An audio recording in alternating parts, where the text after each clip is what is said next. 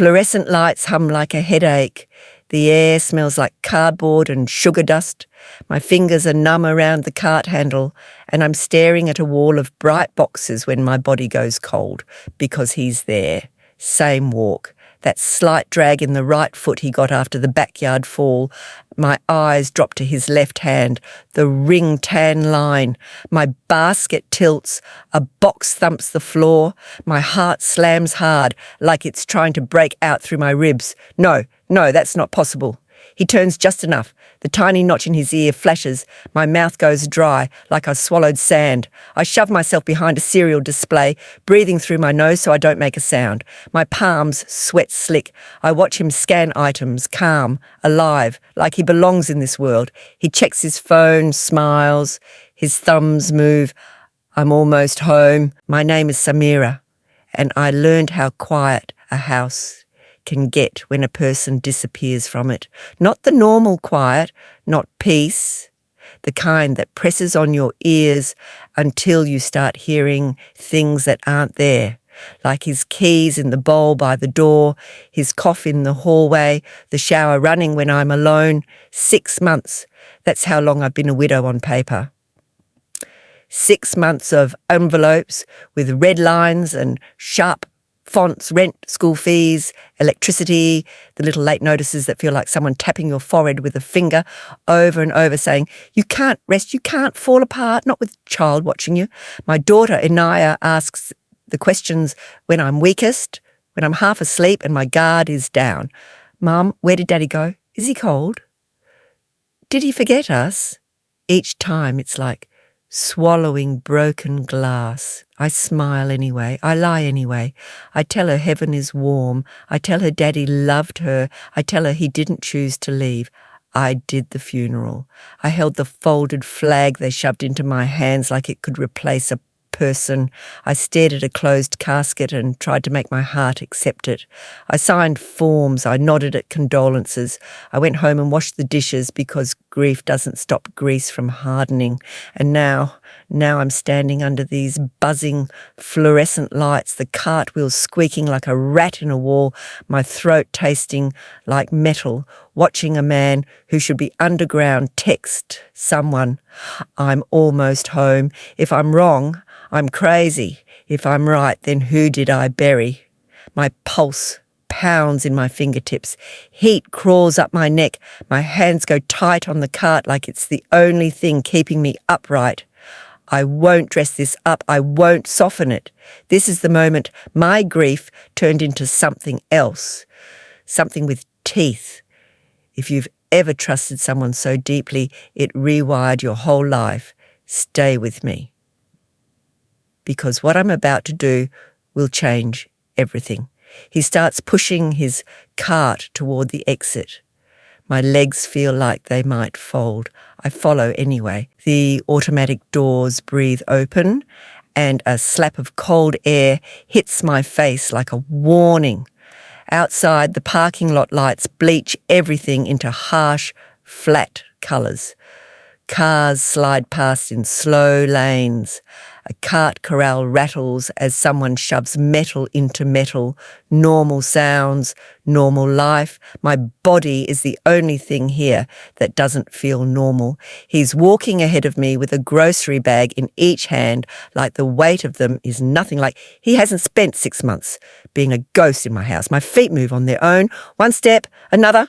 I keep my head down, angle my cart like I'm still shopping, like I'm not a woman who is about to either lose her mind or find it again.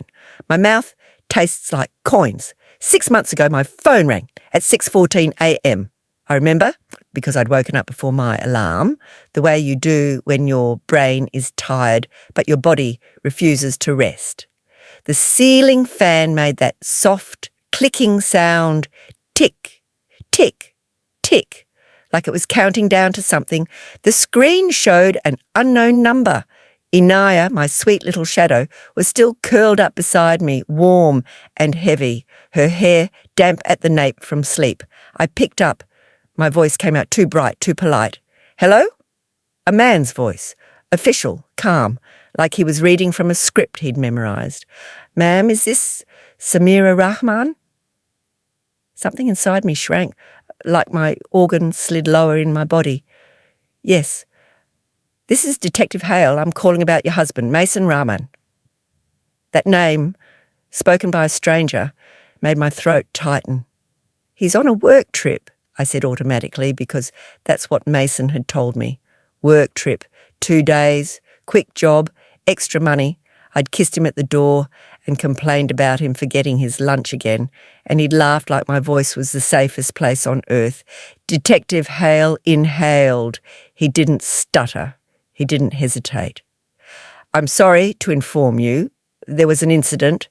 We believe your husband did not survive. Believe. That word was a hook under my ribs, yanking. I didn't scream.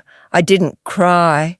My body did this strange thing where it went still, like it was waiting for the punchline. What incident? I asked, and it sounded like I was asking for directions. He said something about a vehicle, about a fire, about identification being difficult, as if my life was a puzzle piece that didn't fit. My eyes drifted to the corner of our bedroom where Mason's hoodie hung over a chair, the one he wore when he cooked eggs on Sunday mornings, humming off-key, flipping the pan like he was on stage. I remember thinking, that hoodie is going to smell like him forever. I remember thinking, this is a mistake. He's late. He'll call.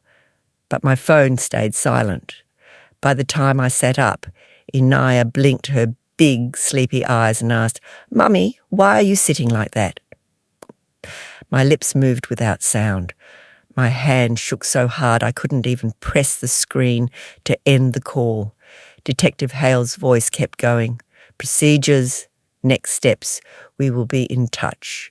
When I finally hung up, my fingers felt like someone else's. Inaya's little hand touched my arm, warm, real. Mommy? I looked at her and the world tilted. Go back to sleep, I whispered, and the lie came out smooth, practiced like I'd been training for this my whole life. Then the second call came. Nora. Mason's sister always called, like she was already annoyed, even when she said hello. When I answered, she didn't even ask if I was sitting. She didn't ask if I was alone. I heard, she said. Her voice was tight, contained, controlled. I'm coming over. Don't do anything stupid. Don't do anything stupid. Like grief was a mess I'd make on her floor. She arrived before I even finished putting on a bra. Hair perfect, eyes red but not swollen, holding a folder like she'd been preparing. I remember the way she walked into my kitchen and took over the space like it belonged to her. We need to be strong, she said, and her fingers tapped the folder. Tap, tap, tap. There's paperwork, I'll handle it. You're in shock. I was a statue made of skin. Nora moved through my house like a manager inspecting a store. She opened cabinets. She checked the fridge. She asked where Mason kept important documents. And when I said I didn't know, she clicked her tongue like I'd failed a test. Later, Detective Hale met us at a small, windowless office. Everything smelled like disinfectant and old coffee. He shook my hand like we were meeting for business. We were unable to arrange a viewing, he said. It's better this way. Better, as if there was a version of this that was good. He slid papers towards me, my name printed in stiff black letters, lines for my signature, boxes to check. My eyes kept trying to focus and failing. My brain felt stuffed with cotton. Nora leaned in. Just sign, she murmured, like she was helping me cross the street. I signed because my hands were already moving. I signed because the room felt like it was closing in, and signing felt like the only way to make it stop. There was a closed casket funeral 3 days later. 3 days! That still feels impossible, like time was compressed by someone else's thumb and forefinger. People showed up and said the same sentences with different faces. He was such a good man. I can't believe it. Let me know if you need anything. Need anything, as if anyone could hand me what I needed. Inaya clung to my leg the whole time, her small fingers twisting the fabric of my dress. She stared at the casket with that serious little expression kids get when they don't understand, but they know it matters. "Is Daddy in there?" she whispered. I swallowed so hard my jaw hurt. "Yes," I lied, because the truth was a void. Afterward, Nora kept her palm on the small of my back, steering me, guiding me away from groups before anyone could say something too real. She told people I was fragile. She said it like a diagnosis. That night after everyone left, I stood in my living room with plates of untouched food on the table and balloons someone had brought because they didn't know what else to do. Inaya tugged my sleeve. "Mummy?" she said, and her voice was small like a cracked bell. "If Daddy's in heaven, why does his jacket still smell like him?" The question punched the air out of me because scent is a liar, because memory clings, because grief is a thief that steals your breath but leaves his smell behind like it's mocking you. I crouched down, pressed my forehead to hers, and my tears finally came, hot and unstoppable. They dripped onto her hair. She didn't move. She just let me break. After that, life became numbers. Numbers on bills, numbers on my bank app, numbers in my head at 2 a.m. when the house was too quiet and the fan still clicked. Mason's death benefit was handled so fast it felt wrong. A woman named Maribel from something called the Foundation called me with a voice like honey, soft, sympathetic, practiced. "We're so sorry for your loss," she said. "We can expedite support. You shouldn't have to struggle." Expedite. She said it like kindness, but it landed like a stone. She asked for documents I didn't remember having. She already knew details she shouldn't have known. When I hesitated, Nora took the phone from my hand. "I'll send everything," Nora said briskly. Yes, we understand. Thank you." Nora always sounded like she understood, like she'd already read the ending. While I was still learning how to breathe as a widow, Nora was filing things, emailing people, signing where she could. She said it was for my own good. I let her, because it was easier than thinking, because every time I questioned something, guilt crawled up my spine, a nasty whisper. "You're being ungrateful, you're being paranoid, he's gone. Let him rest." There were inconsistencies, little splinters. I felt them, but I didn't pull them out. Mason's phone died the day before the incident. I remember texting him that night. "Did you get there safe?" No response. Then at 11:32 p.m, a single message came through. "Battery dead. Love you. Talk tomorrow." Battery dead. Mason never let his phone die. He was the type who carried a charger like an extra limb. He used to tease me for forgetting mine. When I mentioned it, Nora said, "In emergencies, anything happens," like she was brushing dust off a shelf. Co-worker stories didn't line up. One man at the funeral claimed Mason had been travelling for weeks. Another said it was a sudden trip. A third said he didn't even know Mason had a family. I remember standing there with the paper plate in my hand, listening and feeling the edges of reality blur. When I asked Nora, she snapped, "Do you really want to interrogate grieving people right now?" So I shut up. I learned to swallow questions the way I learned to swallow rage, quietly, so no one could accuse me of making a scene. And now I'm in a parking lot, following a man who walks like Mason. I push my cart to my old car. Old now because I stopped getting oil changes on time, because everything became later, because grief eats maintenance first. I pretend to rummage in my bag while he loads his groceries into the trunk of a dark sedan. The sound of plastic bags stretching makes my skin crawl. He closes the trunk. The woman beside him laughs at something he says. Her laugh is light, unbothered, like she's never stood in a funeral home with dry mouth and shaking hands, he opens the passenger door for her. Chivalry. That small gesture slices through me.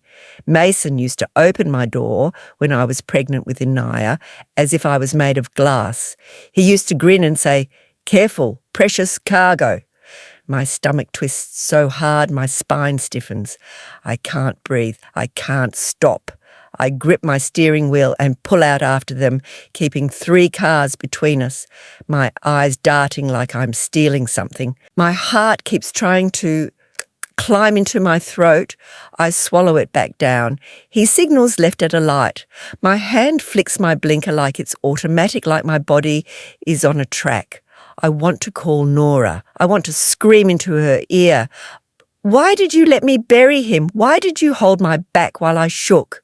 I dial anyway. It rings. Once, twice. Voicemail. I hang up before it can greet me. I dial Detective Hale. His voicemail picks up too. Calm, recorded, detached. I end the call with a hard tap, like my finger can punish the screen. The sedan turns into a neighbourhood I've never been in. Wide streets, neat lawns, lighted porches that look like magazine photos of a place where grief doesn't live, a place where people buy fresh flowers without checking their bank balance first. He pulls into a driveway. My pulse stutters. I slow down, pretend I'm looking for an address, then keep going and park half a block away. My hands tremble as I kill the engine. My ears ring. The world feels too sharp. I watch them walk to the door. The woman unlocks it without hesitation. He steps inside first, like he belongs. The porch light spills over his shoulders, and for a second his profile is so familiar. My eyes sting. The curve of his jaw, the slope of his nose, the way he tilts his head when he's listening.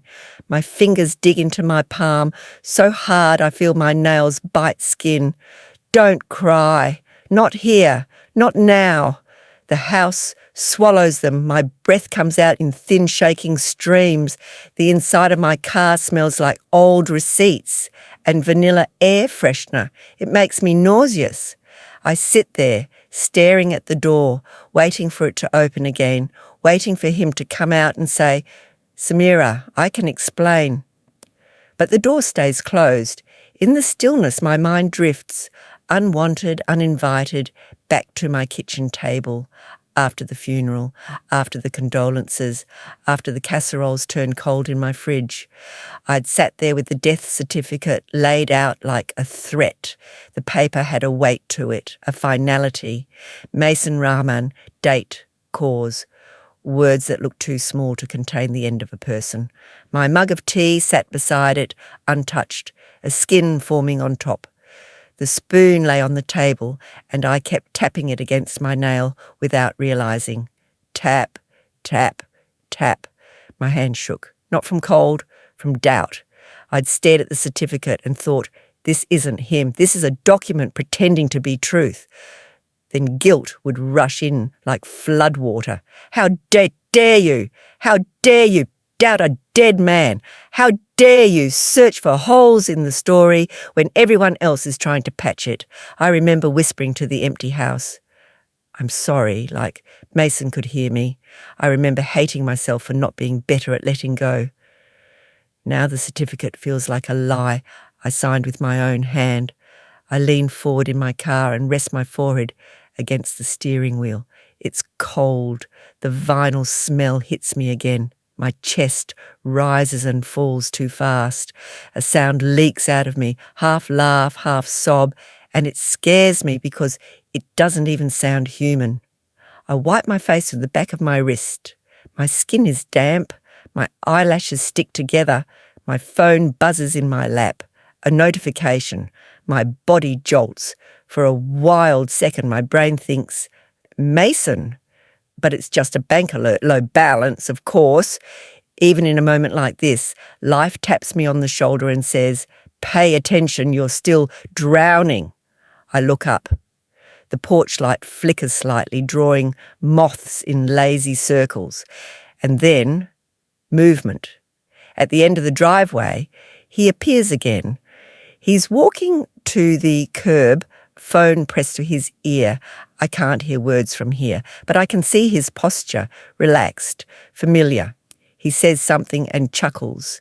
My fingers close around my door handle. Heat surges through me, a reckless impulse. I could walk up right now.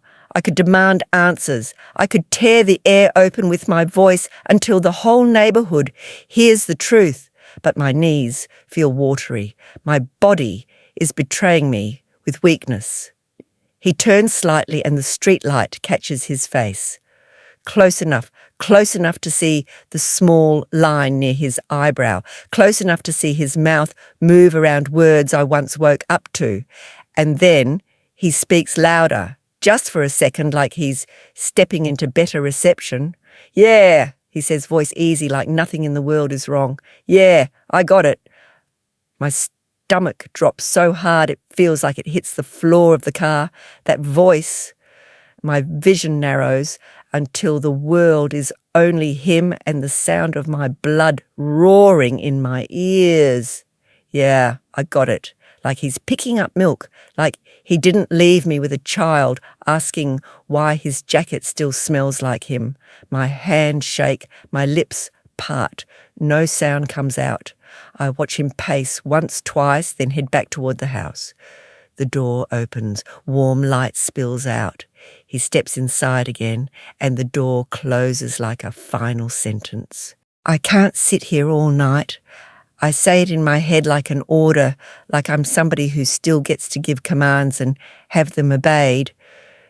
My hands are still on the steering wheel, but the wheel feels miles away, like my body is floating just behind itself. The house glows soft, warm, curtains drawn, but not perfectly. There's a thin gap on the right side, a careless sliver. Light leaks through like a secret that wants to be caught. My stomach tightens again. I taste acid, bitter and sharp, and swallow hard until my throat burns. The street is quiet, too quiet. Even the trees look staged, like someone planted them for a brochure. I force my fingers to move. Seatbelt, click, door handle, cold metal. When I step out, the air hits me damp and chilly, and my skin prickles through my shirt. The sound of my car door closing feels loud enough to wake the whole neighbourhood. I freeze, heart jumping, then realise nobody is looking. Of course nobody's looking. Why would they be? I walk a few steps, then stop behind my car like that makes me invisible. My knees wobble. I press my palm flat against the hood, pretending I'm steadying myself, pretending I'm not a woman who might collapse on a stranger's street because her dead husband just walked into a house like it was his. My phone is heavy in my pocket. It feels like a brick. I pull it out anyway. Nora's name stares back at me from my call log like an accusation. My thumb hovers. My nail catches on the edge of the screen protector. Call. It rings once, twice, 3 times. Each ring stretches longer than the last, like time is pulling apart. Voicemail. I end it before the beep. My jaw clenches so hard my teeth ache. I try again. Because I'm stupid, because I still want her to be the person who shows up, the person who handles things, the person who doesn't let me drown. This time, it doesn't even ring twice before it cuts to voicemail, and my chest tightens with something sharp and ugly. My screen lights up a second later. Text from Nora. Busy. Stop spiralling. Spiralling. My vision blurs. Heat floods my face and I have to clamp my mouth shut to keep from making a sound. My hands shake so badly, my phone slips and I catch it against my thigh. Busy, like I'm calling about a dinner reservation, like I didn't bury her brother, like I didn't hold a child while she asked where her father went. My fingers go numb at the tips and for a second I feel nothing at all. No grief, no fear. Just this hard, clean emptiness. Then the emptiness cracks and anger seeps in. I scroll to Detective Hale. My thumb presses his number. Ring, ring, voicemail. His recorded voice is calm, polished, like a smooth wall I can't climb. I hang up before I can hear the whole message. I stare at my phone until the screen dims, then I tuck it away like it's useless, because it is. No one is coming. No one is going to catch this for me. The realization lands heavy in my chest. It makes my breathing slow down, not calmer, just colder. I step away from my car and walk down the sidewalk. My shoes whisper against the concrete. Each step feels deliberate, like I'm walking into a room where I already know I'll be hurt. The house is closer now. I stop near a tree, press my back against the rough bark. It scrapes through my shirt, grounding me. The smell of damp wood fills my nose. From inside, a laugh bursts out, muffled but bright. My stomach twists so hard, I bend slightly at the waist. That laugh isn't mine. It isn't Inaya's. It's a woman's laugh, easy and warm, and it slides under my skin like it has a key. I picture Mason, no, not Mason, because Mason is supposed to be ash and paperwork, sitting on a couch, feet up, smiling like he never left. My fingernails dig into my palms. The pain is small, sharp, real. I force myself to breathe in through my nose, out through my mouth, in, out. The window gap calls to me, that thin sliver of light. My body moves before I can talk myself out of it.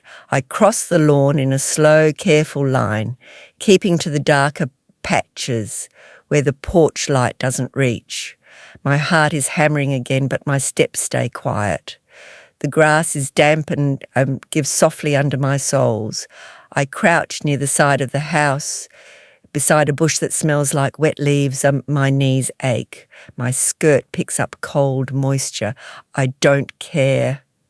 I inch closer to the window. The curtains are thick, but that gap is still there, like someone didn't bother to close it all the way because they didn't think anyone would be looking. I lean in. The glass is cool against my forehead when I get too close. I pull back, blink, focus.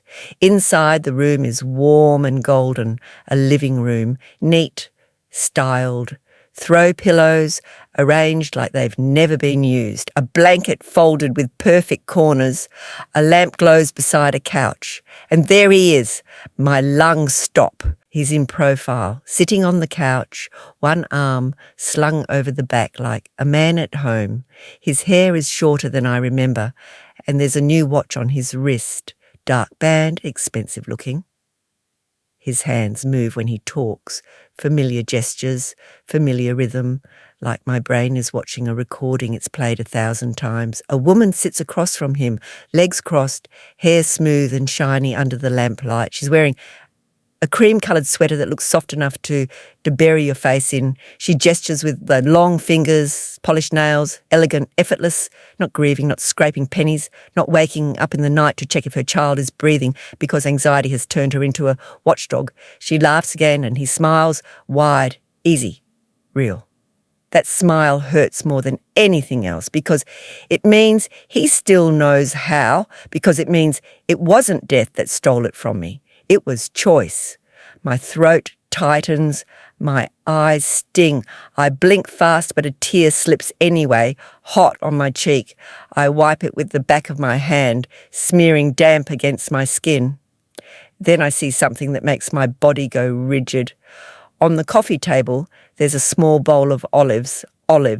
My brain throws it back at me instantly. Mason in our kitchen, pushing a plate away with a grimace. Olives taste like regret, he joked, making me laugh while I rolled my eyes. He hated olives, but there they are, in his new living room, casual, normal, like someone rewrote him, or like he rewrote himself so completely that even his dislikes got edited out. My stomach lurches, bile creeps up my throat, and I swallow it down hard, feeling it scrape. The woman stands, walks toward the kitchen, and for a second she passes close to the window. I shrink back into the shadows, heart racing, convinced she'll see the outline of my face pressed to the glass. She doesn't. She disappears down a hallway, and then he's alone in the room for a moment, leaning forward, elbows on knees, head in his hands like he's tired.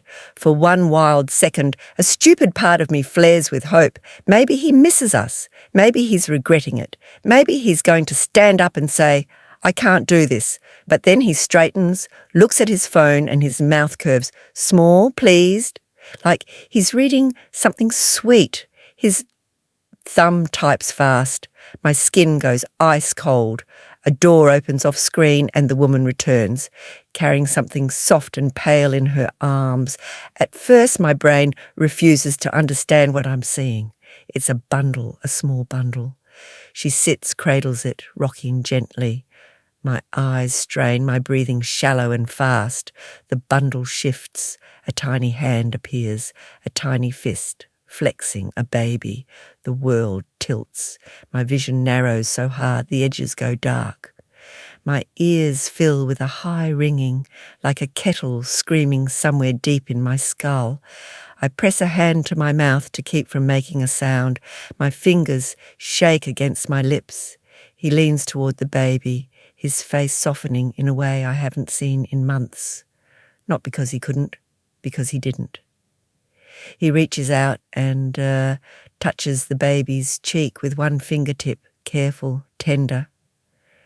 The gesture is so intimate it feels like a violation, like someone reached into my chest and grabbed a handful of my insides and squeezed. My knees threaten to give out. I shift my weight, trying to stay balanced, but my legs are trembling so hard, my bones feel loose. The baby makes a small noise, nothing loud, just a little breathy sound, and he smiles again, bigger this time, and the woman's face lights up as if she's watching the best part of her life. I can't breathe. I can't. My mind flashes to Inaya as a baby, her tiny mouth rooting, her warm weight against my skin, Mason standing beside the bed with his eyes wet, whispering, "She's real. We made her. We." My throat tightens until it feels like I'm choking on air. I look at the baby again. The hair is darker, the cheeks are round, the little mouth puckers. A baby that is not mine, a life he built while I was burying him, while I was signing papers, while I was counting coins at the grocery store. My stomach rolls and I have to clamp my jaws shut, breathe shallowly through my nose to keep myself from getting sick right here against the side of his new house. I squeeze my eyes shut for a second, as if that can undo what I saw. When I open them, I see the mantel above the fireplace. My gaze slides there, drawn by something rectangular, a framed photo. My body freezes. It's him, Mason. Not a look-alike, not a trick of light, not a cruel coincidence. Him. He's standing in that photo with the baby in his arms, holding it like it's precious, like he's proud. The woman is beside him, her head tilted towards his shoulder, smiling like she's won something. The baby's little face is turned toward the camera.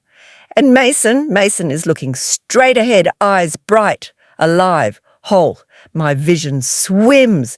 Tears spill faster now, hot and silent, sliding down my cheeks into the corner of my mouth. They taste salty and sharp.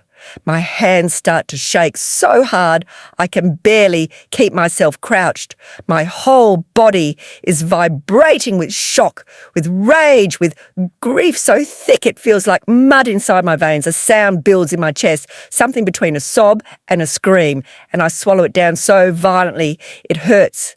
I stare at that photo until it brands itself into my mind, because now there's no doubt left to hide behind. No, maybe. No, I'm spiraling. No, it's impossible. It's real. He is real. And the life he built without me is real too.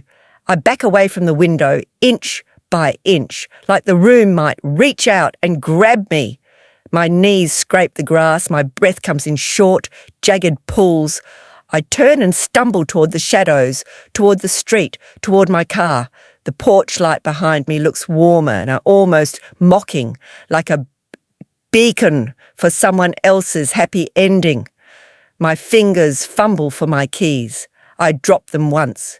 The metallic clink against the sidewalk makes my heart jump into my throat. I snatch them up, hands slick with sweat, and shove myself into my car, slamming the door. Inside it smells like stale air freshener and panic.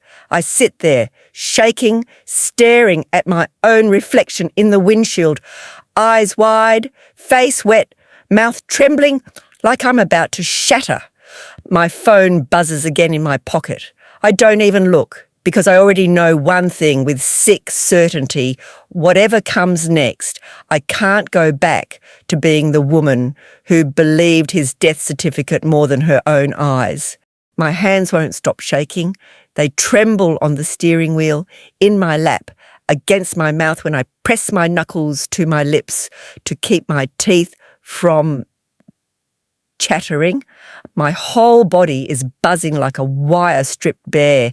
I sit there with the engine off, lights out, breathing in shallow sips so the windows don't fog and give me away. The house down the street glows like it's hosting a small private sun, and inside that sun, my husband, my dead husband, rocks forward on a couch and smiles at a baby that isn't mine. Something in me snaps so quietly, it's almost polite. Not a scream, not a breakdown, a click. The moment grief stops being a fog and turns into a map. This wasn't a miracle. Miracles don't come with new cars and new names and framed photos on mantles. This was a plan. My stomach clenches with a cold, clean certainty, and it spreads through me like ink in water. I swallow and my throat aches, raw from holding back sounds all night. I wipe my cheeks with my sleeve and the fabric comes away damp. My skin feels tight, like it's shrinking around my bones. 6 months. I replay them like evidence, frame by frame, and suddenly the little things I forgave start lining up like teeth. The phone dying the night before. Nora's folder, the fast paperwork, the closed casket, the way Detective Hale said better this way, like he was doing me a favour. The way people spoke around me instead of to me, as if I wasn't a person anymore. Just a problem that needed to be managed. I was managed. That's what this was. They managed my grief the way you manage a mess. Cover it, contain it, keep it from touching anyone important. My fingers dig into the steering wheel until my joints burn. I picture Nora's face, her controlled eyes, her tight mouth telling me not to spiral. My lips pull back from my teeth in something that isn't a smile. Spiral, no. I was pushed. I was guided. I was led by the elbow into a reality they built for me. My phone sits in my lap like a dead thing. I unlock it. The bright screen stings my eyes in the dark car. Evidence. That word pulses in my head, not feelings, not suspicions. Proof. I raise the phone and angle it toward the house. My hands shake so hard the camera blurs.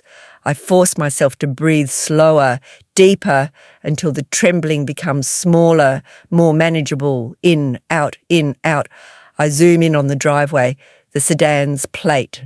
My finger taps the screen to focus. The numbers sharpen. I take a photo, then another, then one more, because my brain doesn't trust the first two. Click, click, click. Each click feels like a nail. I record a short video too. Just the driveway, the house number on the mailbox, the porch light. My voice doesn't appear. I don't narrate. I can't. If I speak, I might break. I keep the camera low, tucked near my chest, like a secret weapon. My heart pounds hard enough to make the phone tremble. I hate my own body for being loud. I push the door open slowly and step out again.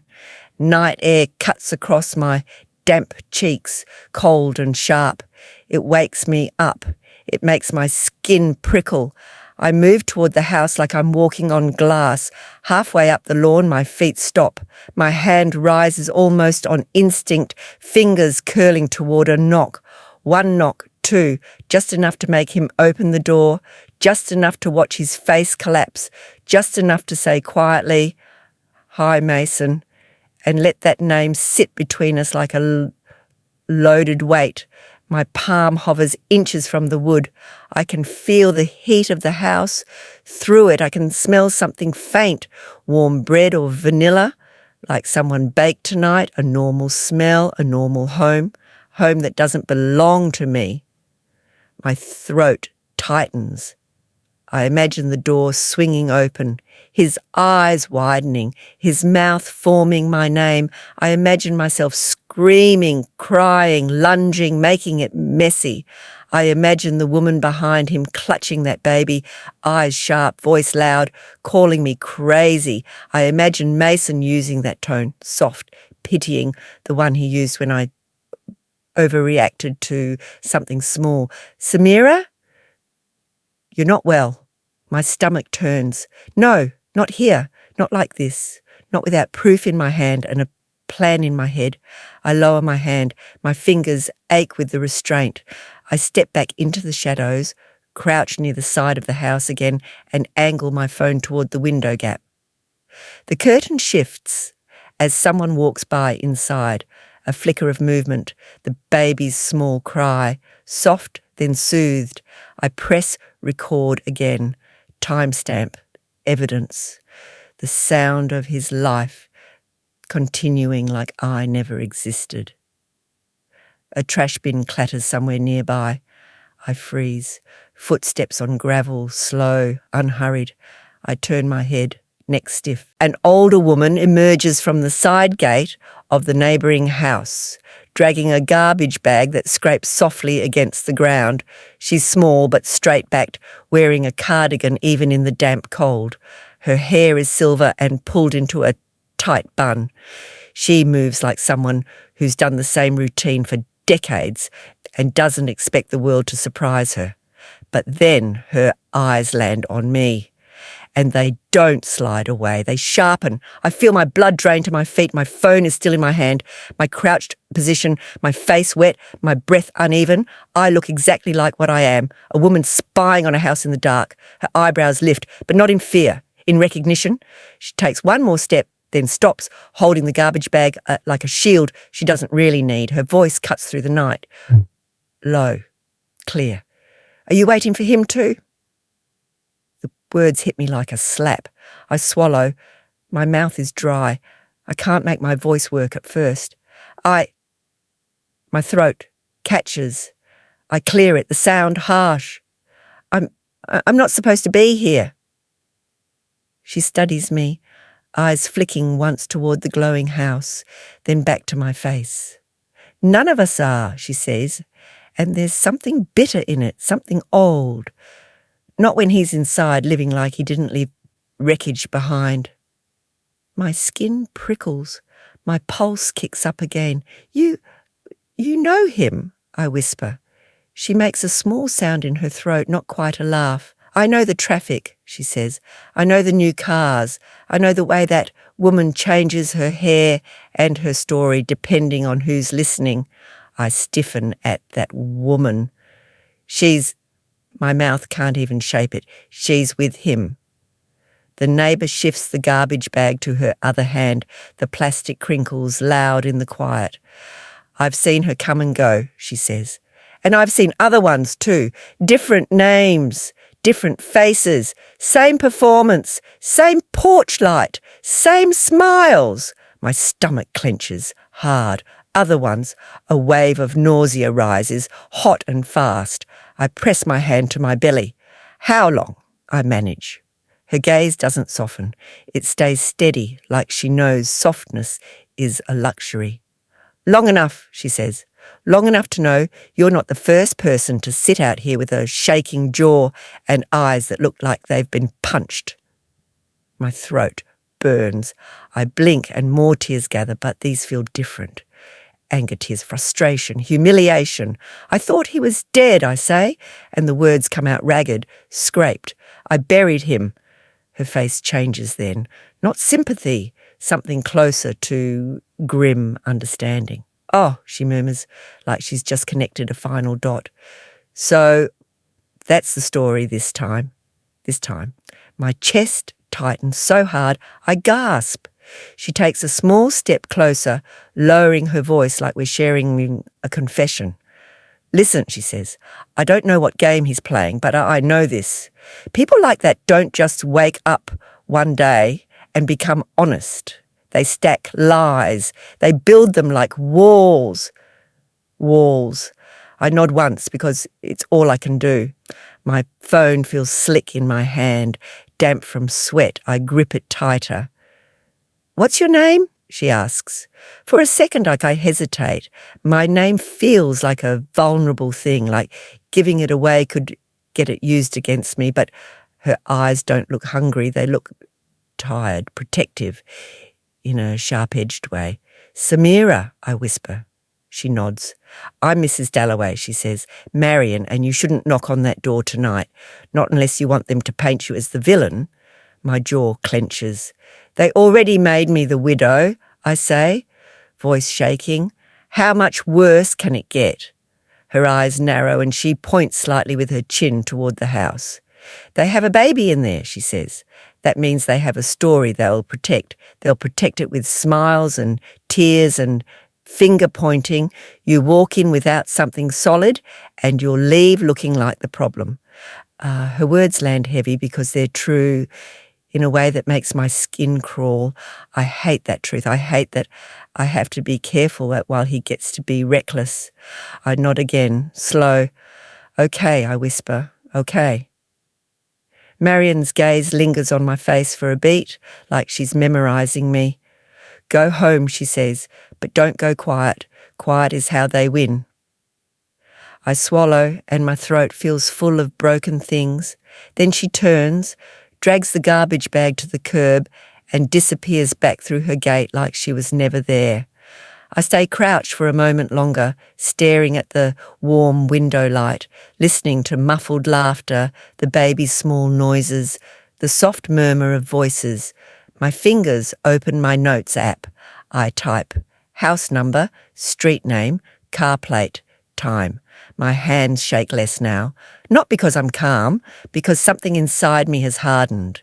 I leave without looking back again. The drive home is a blur of red lights and wet streets. My hands grip the wheel so tight my wrists ache. Every passing headlight feels like an accusation. Every shadow like it might contain Nora's car. Detective Hale's face. Mason's grin. When I pull into my driveway, my porch light is off. I keep it off now to save electricity. A small thing, a humiliating thing. The darkness wraps around my house like a cheap blanket. Inside the air smells faintly like detergent and the curry I cooked earlier and didn't eat. My shoes squeak softly on the tile. Inaya, I whisper out of habit, even though she's asleep. No answer. I pad down the hall. Her bedroom door is cracked open. A thin bar of nightlight glow spills out. I push the door wider, slow. Inaya is curled on her side, knees tucked, one hand fisted in the fabric of Mason's hoodie, his hoodie, like it's a rope she's holding onto in her sleep. My throat tightens again, sharp and painful. I step closer, careful, and my eyes drift to her nightstand. A piece of paper lies there, a drawing, crayon lines, bright colours, a house with a big roof and a porch light. A stick figure man beside it, taller than the rest, with dark scribbles for hair, and a small stick figure girl holding his hand, above them in shaky child handwriting, Daddy in new house. My stomach drops so fast, I feel dizzy. My hands go cold. I stare at the drawing until my eyes burn. How? I whisper, but my voice doesn't reach anyone. Inaya shifts slightly, murmurs in her sleep. Daddy, she breathes, soft and unaware. I press my fingers to my mouth. My lips tremble against my knuckles. My mind races searching. Who showed her? Who said something? Nora? Someone at school? A slip in conversation? Or, worse, the idea slithers in, cold and sharp. Has he seen her? My breath catches. I force it out. No, don't jump. Not yet. Not without proof. Proof! I back out of her room quietly, closing the door until it's almost shut. Then I go to the hall closet where Mason's things are stored, in boxes I couldn't bring myself to sort, cardboard, tape, dust. I drag one box out, set it on the floor, and sit cross-legged like I'm about to open a coffin of memories. My fingers peel tape. The sound is loud in the quiet house. Rip, rip, like skin being pulled. Inside, old notebooks, receipts, a spare wallet, a tangled mess of cables, a small stack of printed papers Mason said were work stuff. My heart beats faster. I sift through, hands moving with a purpose I haven't felt in months. Notebook, nothing. Receipts, nothing. Then an old USB drive, black, with a small label in Mason's handwriting. Transition. The word makes my skin go prickly. My breath stops for half a second. I grab my laptop from the kitchen table. Hands clumsy, plug the USB in. The screen lights up. Cold blue on my face. A folder opens. Inside, subfolders, new ID checklist, accounts, address change. My stomach turns, but I keep going.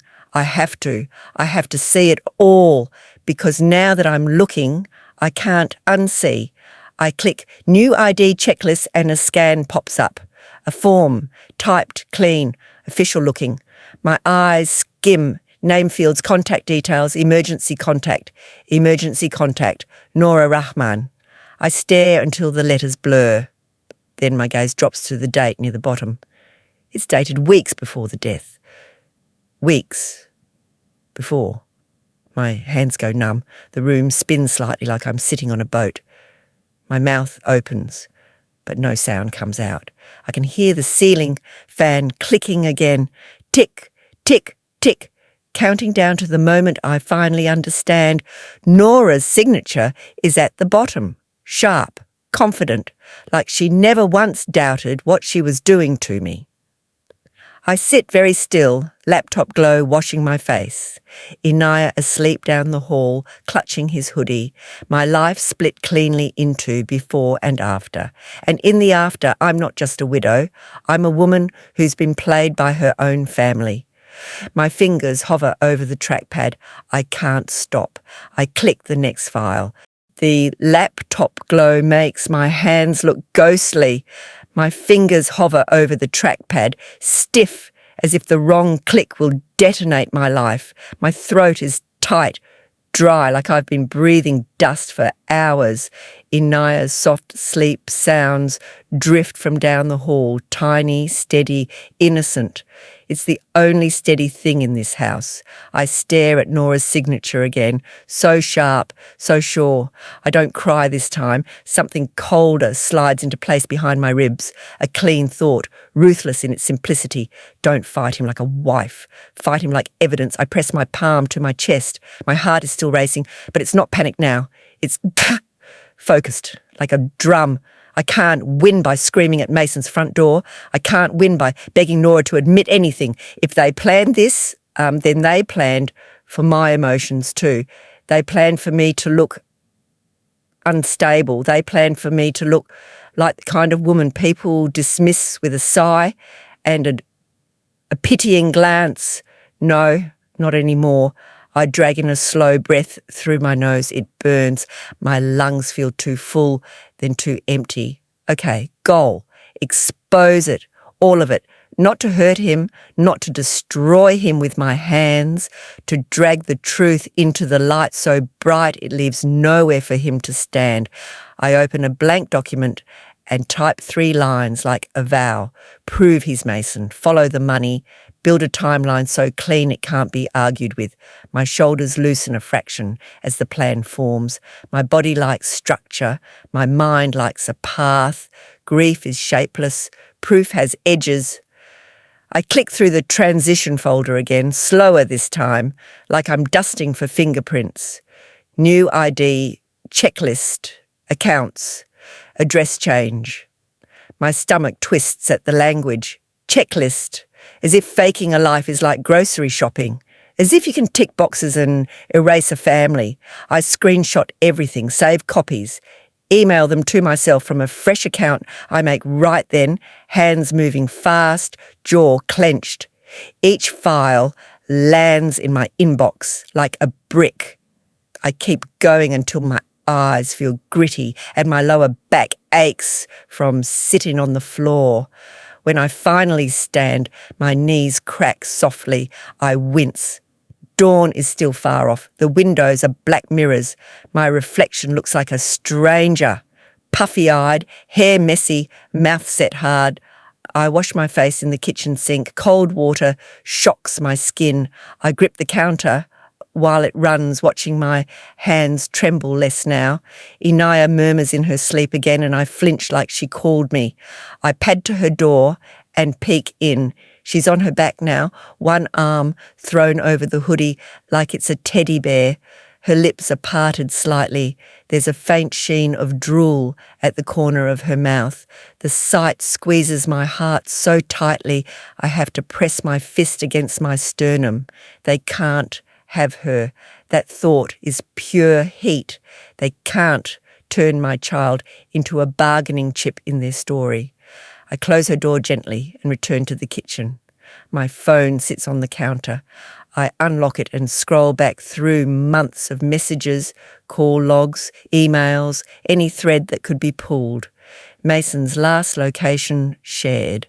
Nora's sudden helpfulness. The foundation rep's name, Maribel, floating in my memory like perfume.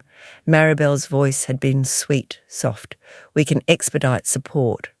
Expedite. I hated that word then. I hate it more now. Morning comes in pieces. Not sunlight, just the world turning a shade less black. I don't sleep. I pack Inaya's lunch with hands that move on autopilot. My stomach is hollow, but food feels impossible. Coffee tastes like bitter mud, but I drink it anyway because my eyes feel sandpaper dry. When Inaya wakes up, she looks at me like she can tell something shifted. "Mummy?" she says, rubbing her eyes. "You're awake already." My throat tightens, but I force my voice to stay soft. "Yeah, baby, come on, let's get you ready." She chatters while she dresses, unaware that every word she says is a thread tethering me to sanity. When she shows me the drawing again, Daddy in new house, my skin prickles all over. "Where did you see that, Inaya?" I ask, trying to keep my voice casual. She tilts her head, thinking. "At school," she says. "Auntie Nora came." My hand stopped mid-motion with her shoelace. My pulse spikes. "Yesterday?" I ask. She shrugs. "Maybe. She said Daddy had a new place." My vision narrows. I breathe through my nose, slow, controlled. Nora told her. Nora fed my child the story like candy. Sweet, poison. I kiss Inaya's forehead and finish tying her shoes with the fingers that feel stiff. "Okay," I whisper, more to myself than to her. "Okay." At drop-off, I smile at the teacher like nothing in the world is wrong. My cheeks ache from holding the expression. My insides feel like they're grinding. As soon as I'm back in my car, I sit with my hands on the wheel and stare forward until my eyes sting. Then I start moving. The benefits office is a small building with fluorescent lights that make everyone look tired. The waiting chairs are bolted to the floor.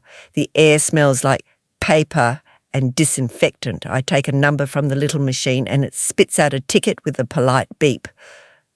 My palms sweat. I rehearse what I'm going to say. Simple, calm, curious, not accusatory. I sit and watch the screen tick through other numbers. My leg bounces. I clap my hands together to stop it. When my number flashes, my mouth goes dry. I approach the counter. A clerk with glasses and a tired face looks up at me. "Hi," I say, voice steady in a way I don't feel. "I had a death benefit claim processed about 6 months ago. I want to confirm some details for my records," she types, clicking keys. The sound is sharp in the quiet office. Her eyes scan the screen. "Name?" she asks. I tell her. My tongue feels heavy, forming Mason's name. She nods, continues typing. "It looks like your claim was processed under accelerated handling," she says, as if she's commenting on the weather. My fingers go cold. I Didn't request that, I say softly. She pauses, then tilts her screen slightly away on instinct, like she's been trained to guard secrets even from the people they belong to. There was a third-party request attached, she says. It happens sometimes. My heart thuds hard enough to make my throat jump. A third party? I ask. She hesitates. Her eyes flick to a supervisor's desk, then back to me. I can't give you everything, she says, careful, but I can tell you the request came through a small firm. It's listed here. She slides a sticky note toward me with a name written in block letters. My fingers close around it as if it might dissolve. A firm, not a family member, not me. A firm tied to the process, a firm that touched my life like a gloved hand. I thank her. My voice sounds far away. I walk out of the office and sit in my car again. Sticky note, press flat in my palm, leaving a faint tacky residue on my skin. I stare at the firm's name, then I search it. My laptop opens on the passenger seat like a second heartbeat. I dig through pages, filings, names, connections, anything that links them to Maribel, the foundation rep, anything that forms a chain. My jaw tightens as the pattern emerges in my mind. Charity language on the surface, support and relief, but underneath, administration, processing, third-party requests. My stomach churns. I open public records next. My fingers move faster now, driven by a rage that has learned to wear gloves. I search the address I photographed last night, the one with the warm porch light, the one that held Mason's new life. A result pops up, property records, registration entries. My eyes scan, blink, refocus, and there it is, a name, Miles Carter. My breath catches. Miles! The elegant woman called him Miles. My hands start shaking again, but I grip the edges of my laptop hard enough to steady them. Miles Carter, registered business, a newly formed LLC. Same address. My stomach turns with a slow, sinking horror. A company, a legal shell, a life built not just to hide, but to operate. As I scroll, the word brand shows up in the business description. Marketing, content, consulting. My skin prickles. A memory flashes. The way he smiled at his phone, thumbs moving fast, pleased, like he was performing even when no one was watching. A social media hustle, starting over. The phrase lands in my mind, signed like a bruise. Of course he didn't just disappear. He repackaged himself. He took his own betrayal and dressed it up as reinvention. He turned my grief into his clean slate. I imagine him on camera, soft lighting, telling strangers, sometimes you have to leave everything behind to find yourself. My hands curl into fists. I feel my nails bite skin. I breathe through it. Not rage, not yet. Timing, pressure point. I need a moment where his new identity is exposed in a way he can't edit out. I think of Marion, the neighbour with the sharp eyes and the tired voice. Quiet is how they win. I drive back to that neighbourhood in the afternoon, my stomach tight the whole way. I park farther away this time on a different street, like I'm learning the rules of my own hunt. Marion is outside watering plants. She looks up as if she felt my presence before she saw me. I walk towards her, heart pounding, and she sets the watering can down slowly. You came back, she says. I need something, I whisper. My voice cracks. I clear my throat. Anything you've seen, anything you know, and if there's an event, people coming, something public. Her eyes narrow a fraction. Then she reaches into her cardigan pocket and pulls out a folded flyer, worn at the edges like it's been handled too much. She offers it without a word. My fingers take it. The paper is slightly damp from her pocket. Warm against my skin, I unfold it. Housewarming live stream, new beginnings, New story. My vision swims. Live stream. Public. He's going to go live. He's going to present his Miles persona to an audience. He's going to cement the lie with witnesses. My chest tightens. Good. Let him build the stage. Let him invite people, because stages are where masks slip when the spotlight hits too hard. I tuck the flyer into my bag like it's a weapon. Then my phone rings. The screen shows the school's number. My heart drops into my stomach. I answer so fast my hand cramps. Hello? A concerned voice. Is this Samira Rahman? This is the school office. We had an incident today. Someone attempted to pick up Inaya. My skin goes ice cold. Who? I whisper, already knowing. The office woman hesitates. A woman who said she was family? Nora Rahman? She said you've been struggling. She implied you might not be stable. My vision goes white at the edges. My breath stops. My chest feels too tight, like my ribs are closing in. No, I say, and it comes out raw. No, she is not allowed. She is not. We didn't release her, the office woman says, quickly. We followed protocol, but we wanted to notify you. I press my hand to my mouth, tasting the salt of my own skin. My whole body is shaking now, not from shock, rage. Nora isn't just covering for him. She's coming for my child. The realization is a blade. I hang up and sit in my car, trembling so hard the keys in my hand rattle. My breathing comes fast, shallow. I force it slower. In, out, in, out. I open my notes again and add a new line beneath my 3-step plan. Protect Inaya. My phone buzzes. Not a call. A message. Unknown number. My stomach twists. My fingers feel stiff as I open it. 2 lines. Stop looking. You're going to ruin everything. My blood goes cold, then hot. My scalp tingles. The hair on my arms rises. For a second, I can't move. Then a sound slips out of me. Small, sharp, humorless. A laugh. Because of course they're watching. Of course they're scared.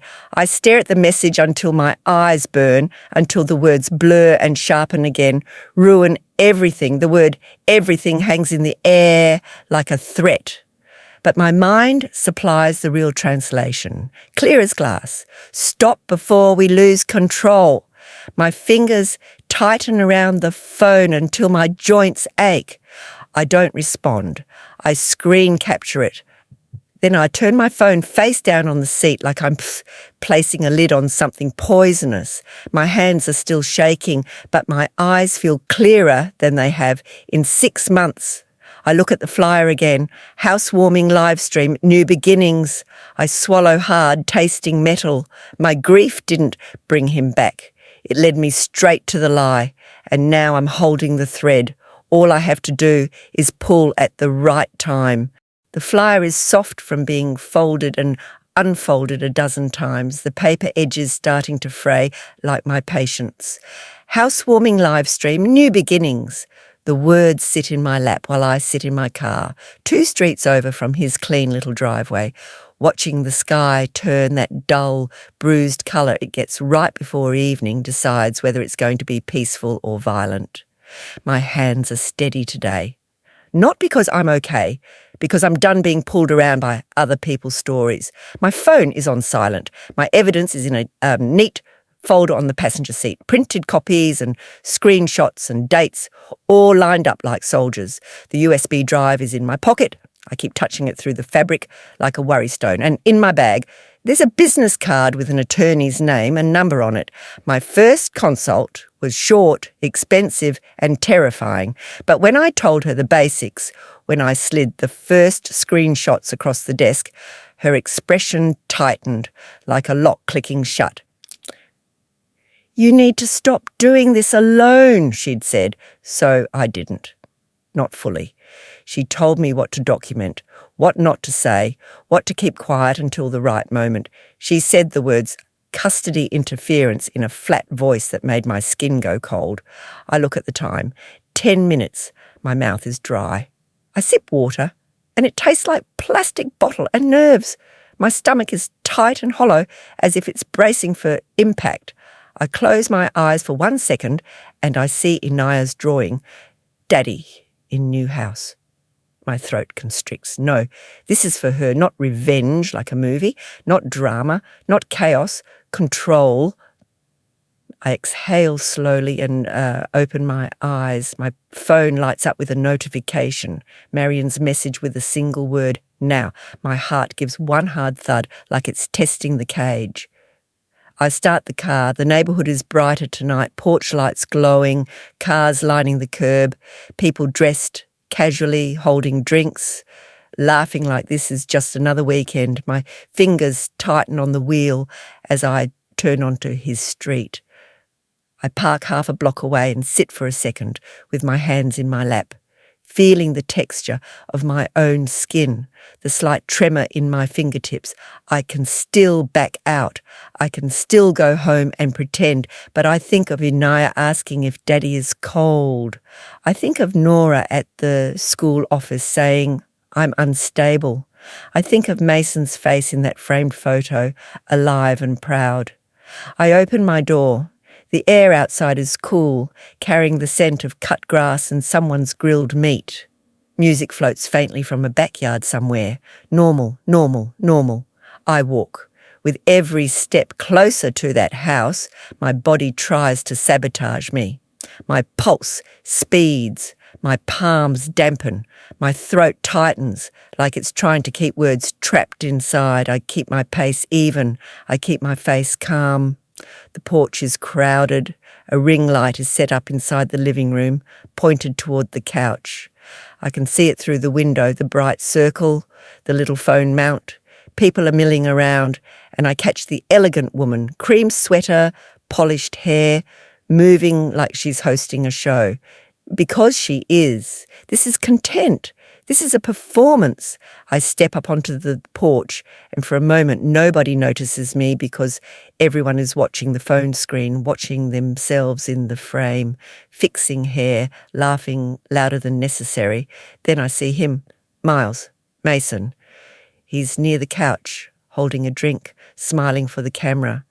His shoulders are relaxed. His laugh is easy. His eyes scan the room like he owns it. I feel something sour rise in my throat. I swallow it down. The elegant woman claps her hands lightly.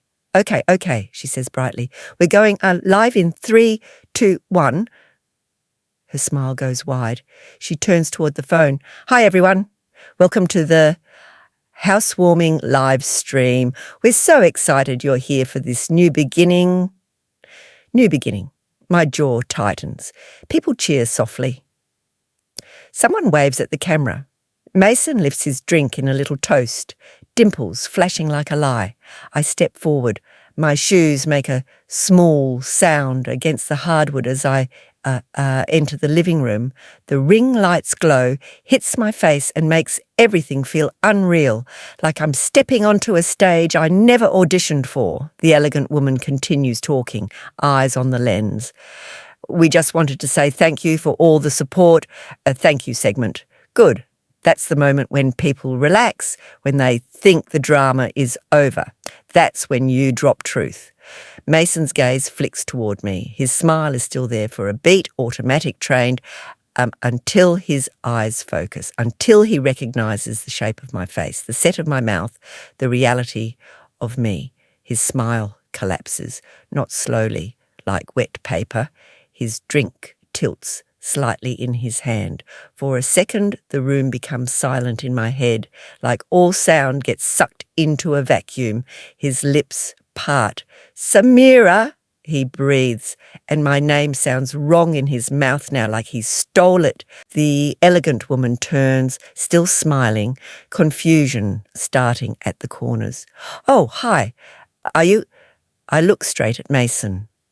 My voice comes out calm, almost gentle. You died 6 months ago, I say, letting each word land clean and sharp. So explain to everyone why you're breathing in front of me. A ripple runs through the room. Someone's laugh dies in their throat. Someone else coughs like they swallowed their tongue. The elegant woman blinks. Excuse me? Mason's eyes dart to the phone, to the ring light, to the audience he can't see but knows is there. His throat bobs. This isn't... I lift my hand, not shaking, not pleading, just stopping him. Don't, I say quietly. My bag strap bites into my shoulder as I slide the folder out and place it on the coffee table. The same coffee table where the olives sat last time like a cruel joke. Tonight it holds something better. Paper. Dates. His undoing. My fingers flip it open. I hold up the first printed page so the phone camera can catch it. A screenshot of the folder label, transition. Mason's face goes pale in a way I didn't know he could. The elegant woman's eyes narrow, her smile gone now. What is that? My voice stays even. My heart is pounding, but it's not controlling me. I'm controlling it. This, I say, is what my husband used to disappear. Mason swallows hard. Samira, please. I ignore him. I pull out the scanned form, the one with Nora's signature. Emergency contact, I read, tapping the name with my finger. Nora Rahman, dated before your death. A sound escapes someone behind me. An inhale, sharp. The elegant woman's head turns toward Mason, slow. Nora! Who is Nora? Mason's mouth opens. Nothing comes out. I slide another page forward. The benefits office record notes. The accelerated processing request. Accelerated handling, I say, requested by a third party. I didn't request it. I was busy burying you. My voice wavers on the last word. Not in weakness, in truth. And I clamp it back down. I show the plate photo, the address, the public records printout.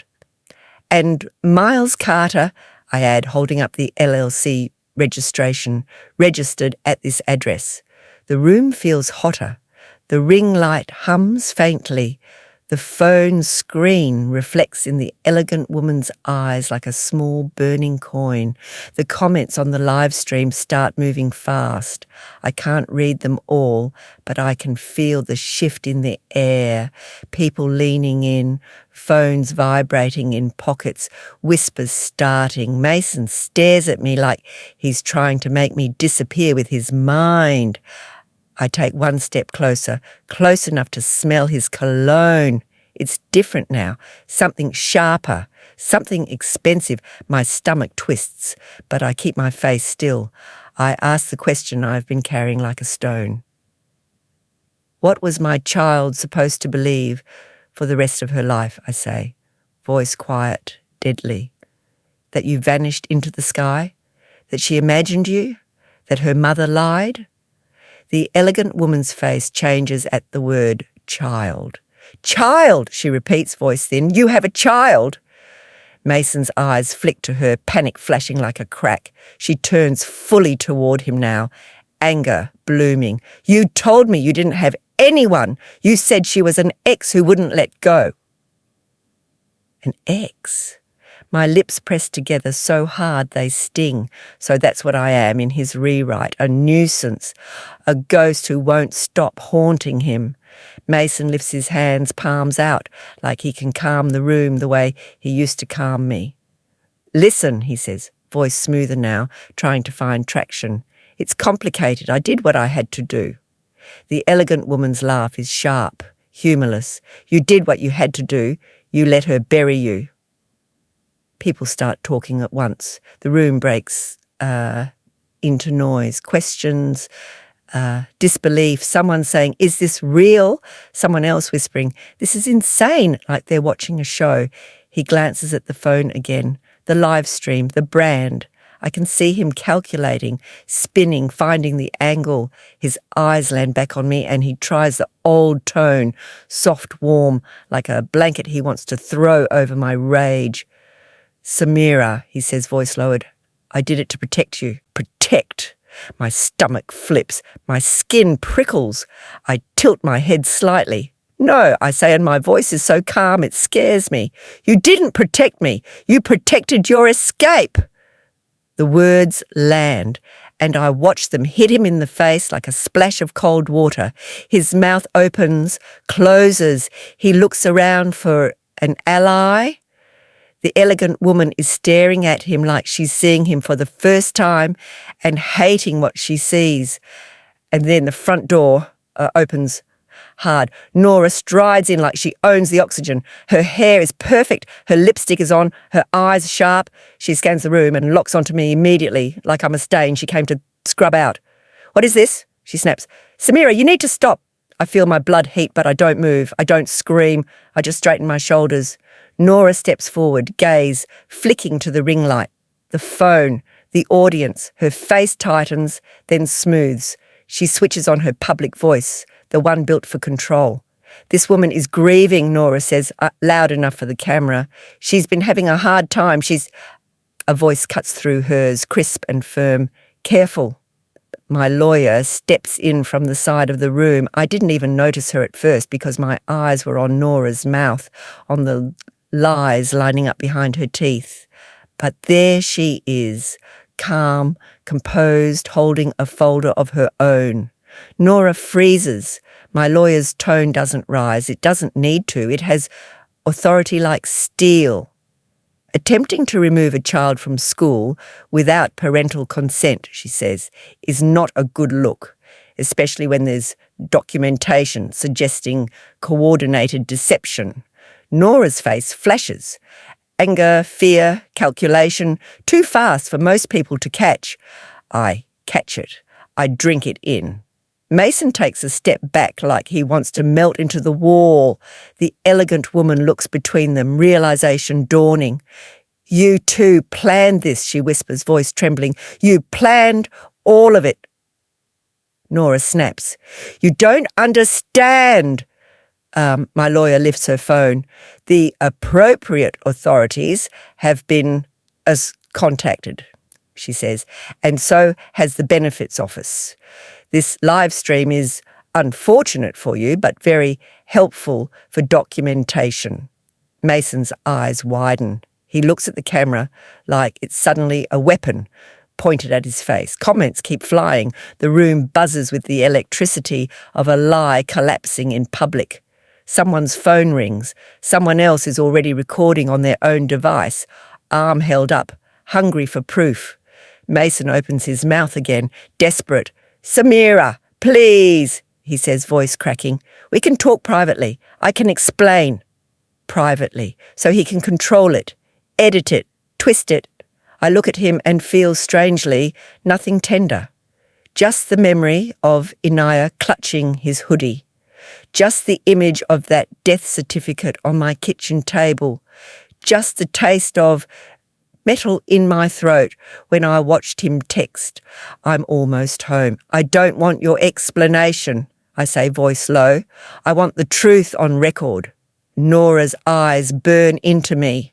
"You're ruining everything," she hisses. And I realise with a cold clarity that the unknown text message wasn't from Mason. It was from her. She steps closer, voice dropping, venom tight. "You're going to regret this." I hold her gaze. "No," I whisper back. "You are." My lawyer moves slightly in front of me, not shielding me like I'm weak, just placing herself between me and Nora, like a boundary made human. Mason's new life is unravelling fast. The elegant woman is crying now, angry tears wiping her cheeks hard, demanding answers he can't give without admitting he built his platform on a lie. The ring light stays on, the live stream keeps running, and for once the truth isn't something they can fold up and hide in a folder. It's out, breathing, loud, real. I feel my body start to tremble again. But it's not fear, it's release. I look at Mason one last time, and my voice is soft, almost pitying, almost tired. "You made me a widow," I say, "and then you made me the crazy one for missing you." His face crumples. He reaches out a hand like he wants to touch my arm, like he wants to anchor himself to the past he abandoned. I step back, just one step, but it's a cliff. He stares at the space I left and I see it land on him, the finality, the public record, the consequences that don't care about his charm. Somewhere in the room, A siren wails faintly in the distance, not close yet, but coming. I breathe in. The air tastes like nerves and warm house and the sharp scent of something burning down. I breathe out. And in that exhale, I let him go, alive, exposed, and finally unable to pretend he ever died. The drive home feels like I'm floating above my own life. Streetlights smear into soft gold streaks across the windshield. My hands stay on the wheel, steady. Not because I'm calm, because there's nothing left to clutch. When I open my front door, the house greets me with that same hush it always has. Only tonight it doesn't feel like it's swallowing me. It feels like it's holding me. I kick off my shoes and stand there in the dark for a second listening. No ringing phone, no buzzing notifications, no voices trying to tell me what I saw wasn't real, just the slow, ordinary sound of my own breathing. Inaya is asleep, sprawled diagonally across her bed like she fought the whole world in her dreams and won. Her lashes rest on her cheeks. Her mouth is slightly open. I watch her chest rise and fall until my eyes sting. The hardest part wasn't seeing him alive. It was realizing how many people practiced my grief with me, how many mouths said, "I'm so sorry," while their hands were busy shaping the story. How many nods, how many guided steps, how many let me handle it moments were never about helping me survive, just helping them stay clean. I walk to the chair in the corner where his hoodie still hangs, limp as a memory. I lift it, and it's heavier than cloth should be. It still carries a faint trace of him, soap, skin, something warm. My throat tightens, but I don't crumble. I fold it carefully, not like I'm keeping him, like I'm closing a chapter. I slide it into a box and tape it shut. The tape rips with a harsh sound that feels like a line being drawn. Then I go back to Inaya's door and whisper so softly it barely exists. Some people leave twice, but we don't have to follow them into the dark. My voice shakes on the last word, and then it steadies again, because this wasn't about getting even. This was about getting free, about taking the truth, my truth, and making it impossible to bury. And if you're listening, tell me something. If you saw him in that grocery store, alive, smiling, like he never broke you, what would you have done? Would you have followed? Would you have confronted him right there? Would you have walked away and protected your peace? Drop it in the comments. And if you want more stories where betrayal meets justice, where the truth wins without becoming ugly, like this, subscribe and share it with someone who's rebuilding after being deceived.